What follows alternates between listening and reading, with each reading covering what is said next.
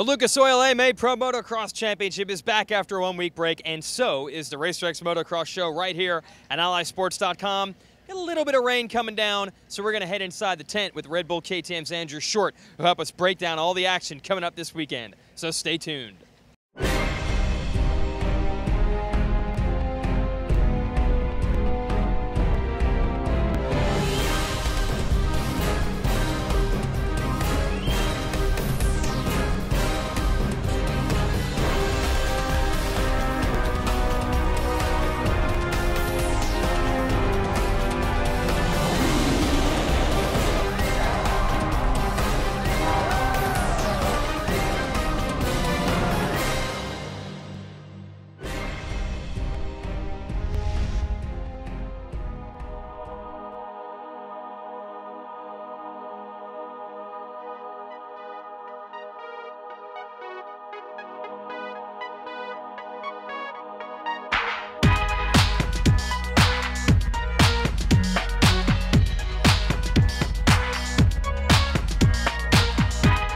Welcome to the RacerX Motocross Show on AllySports.com. Jason Wygant and another Colorado guy, Andrew Short here, because Paul Lindsay didn't make it due to weather problems. Why? Well, we've had some rain here at Spring Creek. Round 7 of the Lucas Oil AMA Pro Motocross Championship. But Andrew, thank you for putting out the tent for us, for bringing out the chairs. Everybody at Red Bull KTM, brilliant what you've put together for our set. Yeah, it's going to be definitely a unique Millville with this rain. It's going to be like it was a few years ago when Ricky lapped the whole field, and the rain could definitely play a big role in tomorrow's race.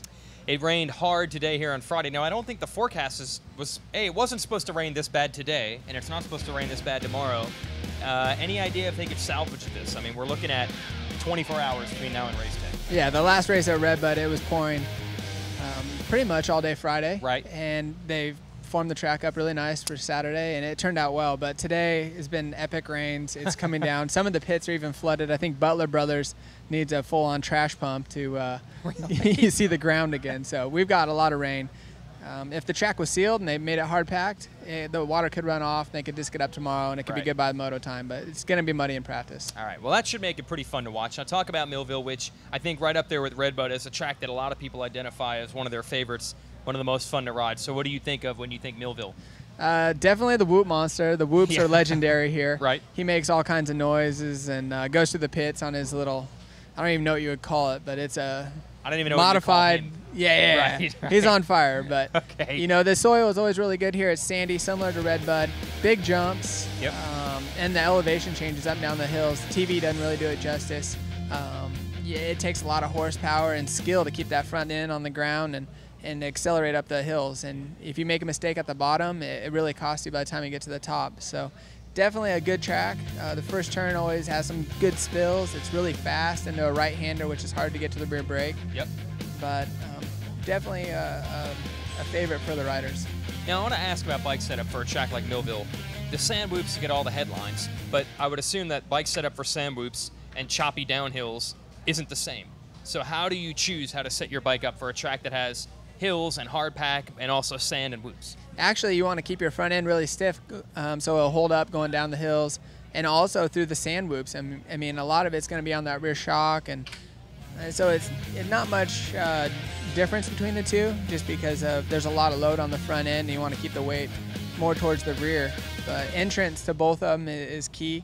You know, the more speed you carry into the whoops, the easier it's going to be to get through it. And it's basically the only place to pass on this track. This track's pretty narrow, and it funnels to the insides, but the sand whoops is one place where you can kind of hang it out and get by that guy if you really need to. Okay, now let's talk about some specifics on the racing. You've had a weekend off, so has everyone.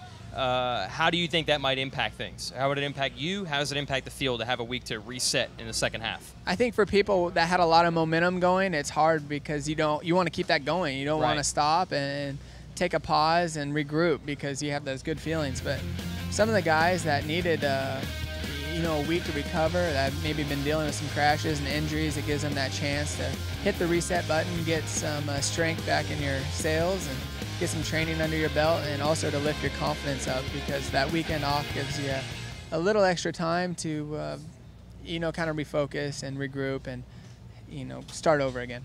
So how do you feel about that? Like, are you in a situation where your results were getting better, So did you want a week off, or did you want to keep building on what you had the last couple of weeks with top 5 overall? Yeah, definitely. It was good for me to have a weekend off. I haven't had the best of seasons and feel like I needed to go home and kind of figure some stuff out. So that was good. Also to see my family and kind of do some things out of the ordinary and think outside the box was definitely refreshing as well. But I always like this track. I've had good success and look forward to coming here. And when you get paid to ride dirt bikes, it's hard not to get excited to go to the races. Good point. Okay, so that's why we're all here. We're having a good time. Now, I'm going to throw a curveball at you and ask you about the 250 class. The 450s, we know your perspective. You're in the race.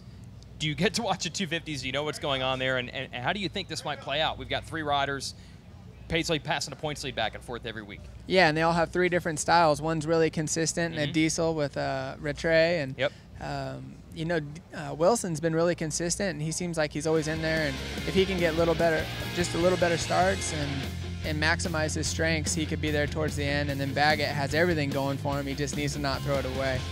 And he has the most momentum, and maybe he's the one who's going to benefit the least from that weekend off.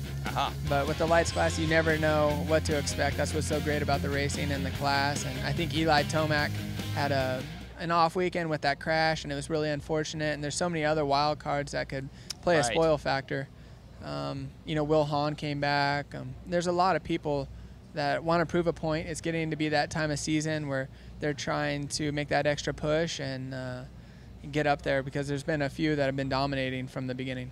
Yeah, it has been interesting because 3 guys have gone back and forth, which is good. But I think we expected maybe 8 or 10 could win motos, and only 3 have so far. So we'll see if that changes here. My last thing, so we raced 4 races in a row, and we got that weekend off. After 4 races in a row, do you need a break physically? Does it wear on you? Or just training during the week, it doesn't matter if you have a race or not? I think the traveling definitely plays a big role in your fatigue factor in racing week in, week out. And especially when you have rain like this, a lot of guys are going to get in late. You're not going to get to the hotel till late. They didn't get to walk the track. And little things like that, you know, seem silly, but you know, you don't wake up on race day quite as refreshed, and maybe your attitude isn't good because it's muddy. And you know, little things like that play a big difference for professional athletes, and who can manage that the best and adjust the best is going to come out on top on race day. And that's why you're smiling, because you were here early enough to help us on our show, and you can get a good night's sleep tonight, right? Definitely. There we go. And by the way, Andrew Short, the 2005 winner of the lights class, but that was so long ago they called it the 125 class.